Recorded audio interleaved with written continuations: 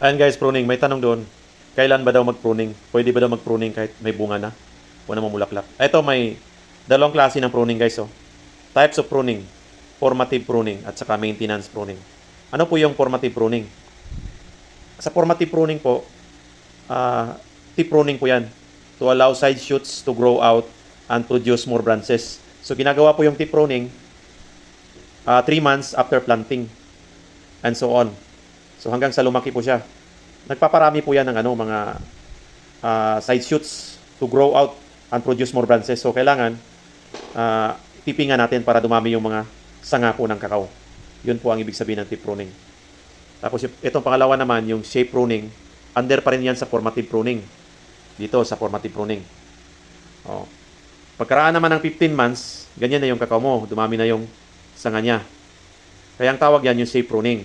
To make harvesting easier, it's best time to prune 15 months after planting or when tree starts flowering.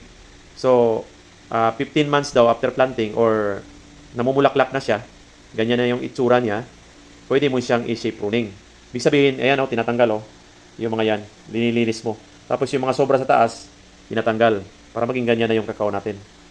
Yun ang tinatawag na shape pruning.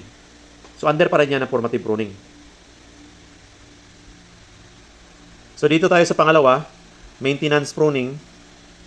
Pag hindi mo na maintenance pruning, ganyan yung kakao mo. Hindi ka makakalakad. Masasunburn yung mga sanga niya. So, hindi siya balanse. Hindi rin siya namumunga.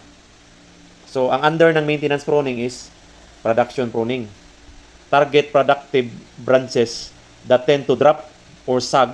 Minimize pruning during dry season. So, tinatanggalan natin yung mga nakadrop. Yung mga sanga na pababa. So, dapat yung mga sanga, lahat siya pataas. 45 degree, 40 degree. Ganun po yun. Tapos yung pangalawa, axis pruning. Removal of unnecessary leaves and worm branches to make the tree more accessible for harvesting. So, ibig sabihin, yung mga maliliit na worm branches tinatanggal.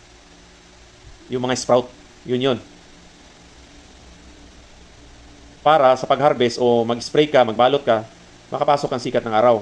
Tapos, accessible sa pag-harvest. Sleeving, di ba? Etc. So, pag magbalot ka, makikita mo siya. Accessible po siya. Done upon flowering. Yun yung ginagawa ko sa video ko na axis pruning para makapasok ang sikat ng araw. Ano naman siya? May to June. So, depende po ito sa sa season, depende sa pag-flower ng kakao nyo. Wala pong exact Basta kung saan yung flowering stage o saan yung mga cereal, malalaman mo yan eh. Hindi naman lahat consistent yung yung month niya. And before high peak harvesting, September to October. So ang high peak dito harvesting September to October. So iba yung data dito kasi dito sa Davao sa amin, yung high peak harvesting is November, December, January. So ina-adjust po yan.